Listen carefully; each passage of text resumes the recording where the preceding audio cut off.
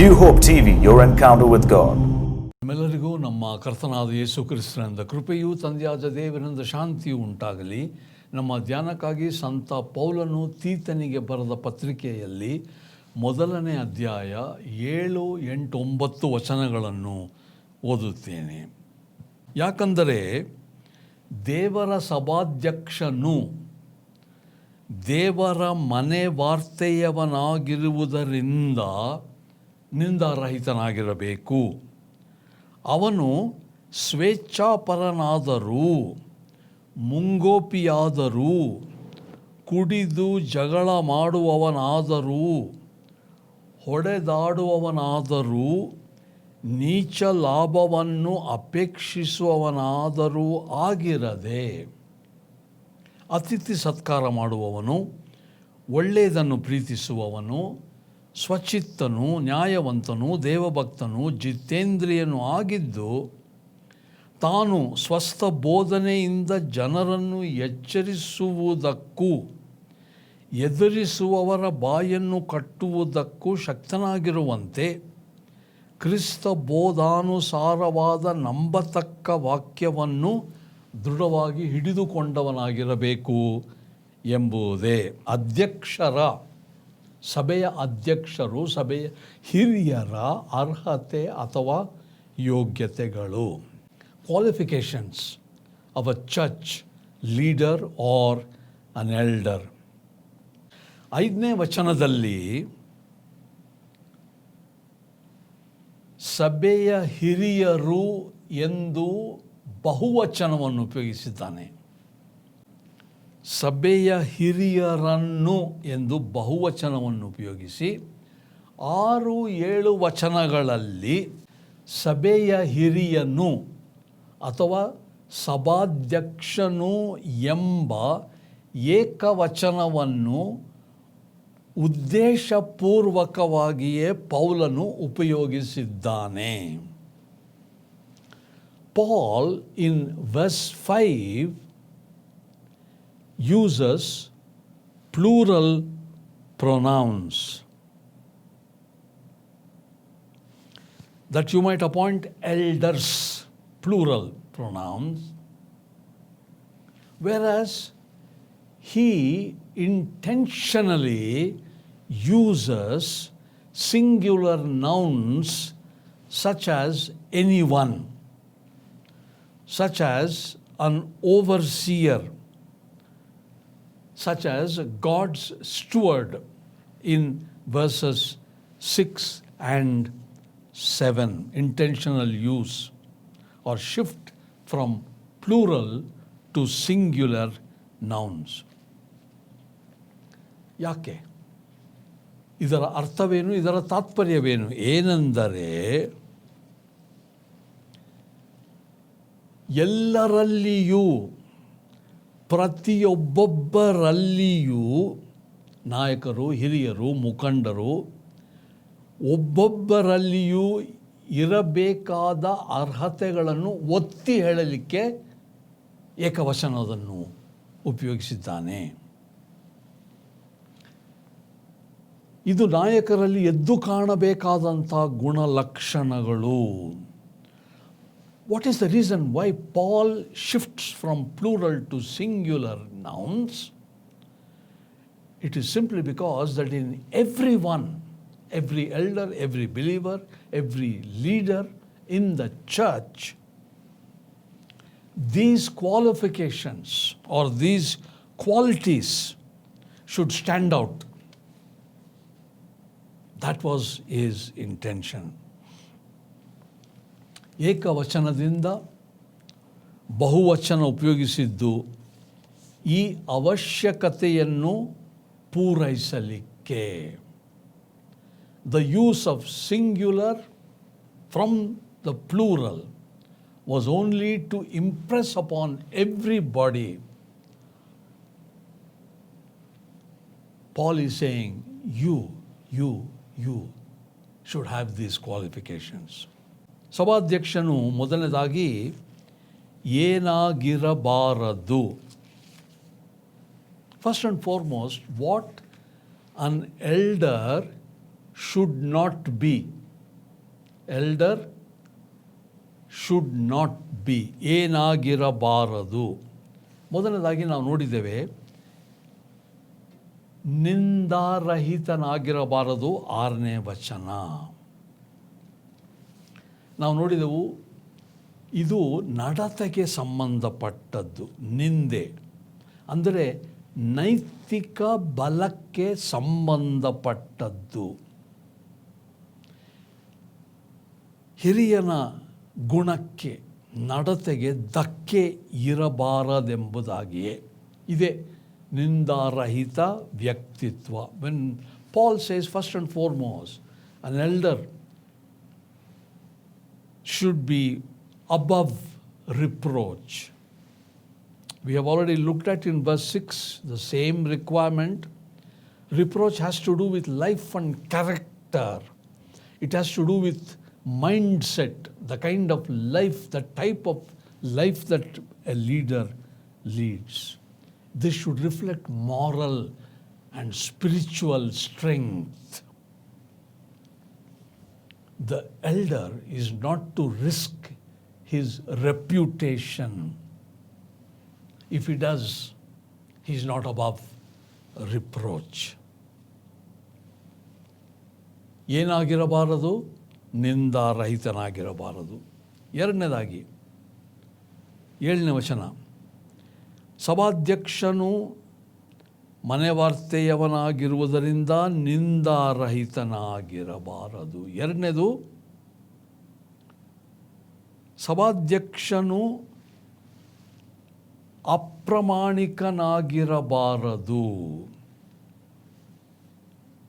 ಅಪ್ರಾಮಾಣಿಕತೆ ಅಂದರೆ ಅವನು ಹೇಳ್ತಾನೆ ಇಲ್ಲಿ, ಸಭಾಧ್ಯಕ್ಷನು ಮನೆ ವಾರ್ತೆಯವನಾಗಿರುವುದರಿಂದ.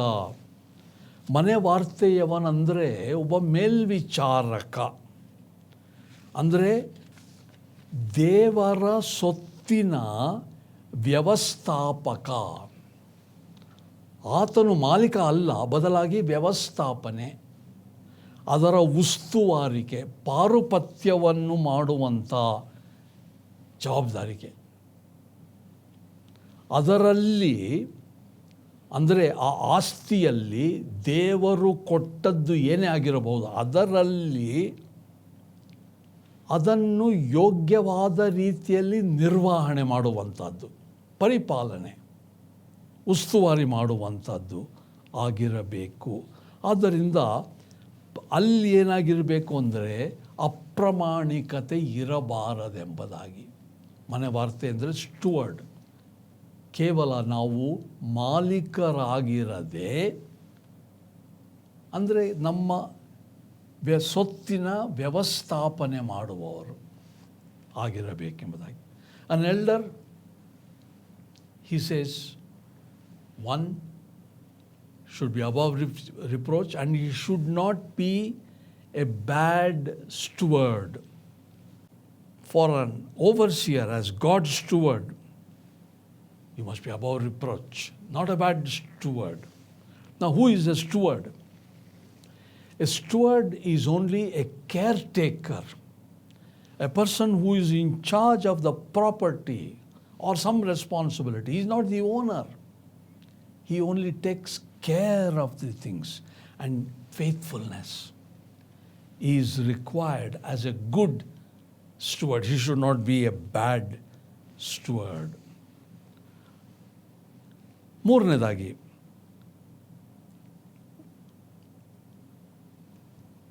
ಸ್ವೇಚ್ಛಾಪರನೂ ಆಗಿರಬಾರದು. ನಿಂದಾರಹಿತನೂ ಅಪ್ರಾಮಾಣಿಕನೂ ಆಗಿರದೆ ಸ್ವೇಚ್ಛಾಪರನೂ ಆಗಿರಬಾರದು. ಸ್ವೇಚ್ಛಾಪರನ ಅಂದರೆ he should not be in the third place greedy for gain. ಏನು ಸ್ವೇಚ್ಛೆ ಅಂದರೆ? ನಾನು ಯಾವಾಗಲೂ ಎಂಬ ಸ್ವಯಂ, ಎಲ್ಲವೂ ತನ್ನಿಷ್ಟದಂತೆಯೇ ಆಗಬೇಕು. ಮತ್ತು ಈ ಸ್ವೇಚ್ಛೆ ಉಳ್ಳವರು ಹಠಮಾರಿಗಳು ಸಹ ಆಗ್ತಾರೆ. An elder must not be self-willed. Not all the time an elder should be thinking about himself or herself. I, my, mine. that attitude is not conducive to be a leader or an elder in the church, because selfishness always leads to arrogance. ನಿಂದೆಗೆ ಒಳಗಾಗದೆ, ಅಪ್ರಾಮಾಣಿಕನಾಗಿರದೆ, ಸ್ವೇಚ್ಛೆ ಇಲ್ಲದೆ, ಮತ್ತು ನಾಲ್ಕನೇದಾಗಿ ಮುಂಗೋಪಿಯಾಗಿರಬಾರದು. A leader above reproach, not a bad steward, not selfish, and the fourth place he says, not quick-tempered or arrogant person. ಮುಂಗೋಪಿ ಅಂದರೆ ಏನರ್ಥ? ಹೇಳ್ತಾರಲ್ಲ, ಮೂಗಿನ ಮೇಲೆ ಕೋಪ ಇರ್ತದೆ ಎಂಬುದಾಗಿ. ಅಂದರೆ ಒಂದು ಸಿಡುಕುವ ವ್ಯಕ್ತಿ ಆಗಿರಬಾರದು. ಕೋಪ ಎಲ್ಲಿಂದ ಬರ್ತದೆ? ಕೋಪ ಕೇವಲ ಬಾಯಿಯಿಂದ ಬರುವುದಿಲ್ಲ. ಕೋಪ ಆಂತರ್ಯದಿಂದ, ಹೊಟ್ಟೆಯೊಳಗಿಂದ, ಹೃದಯದಿಂದ, ಅಂದರೆ ಒಳಗಿನಿಂದ ಬರುವಂಥದ್ದೇ ಕೋಪ. ಯಾಕೆ? ಕೋಪಿಷ್ಠರು ಯಾರು? ಸಾಧಾರಣವಾಗಿ ಕೋಪಿಷ್ಠರ ಆಂತರ್ಯ ಜೀವನ ಏರುಪೇರಾಗಿರುವಂಥದ್ದು, ಸಮಾಧಾನ ನೆಮ್ಮದಿ ಇಲ್ಲದೆ ಇರುವಂಥದ್ದು. ಹೀಗಾಗಿರಬಾರದು, ಕೋಪಿಷ್ಠರಾಗಿರಬಾರದು. Quick temper, he says in verse 7. What does it mean? An elder should not be a snappy person, all the time irritated person. Where does anger emanate from? Not just from the mouth, but anger comes from deep within, either from the stomach or the heart. What does this indicate? A person who is all the time irritated and becomes angry is one whose inner life is unsettled. Where there is turbulence inside, anger comes out. ಇನ್ನೊಂದು ಗುಣಲಕ್ಷಣ 7ನೇ ವಚನದಲ್ಲಿ, ಮುಂಗೋಪಿಯಾದರೂ ಕುಡಿದು ಜಗಳ ಮಾಡುವವನಾದರೂ ಕುಡಿಕರಾಗಿರಬಾರದು.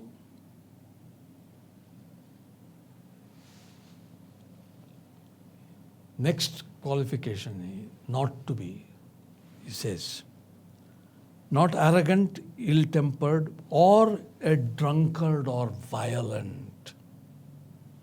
ಏನರ್ಥ?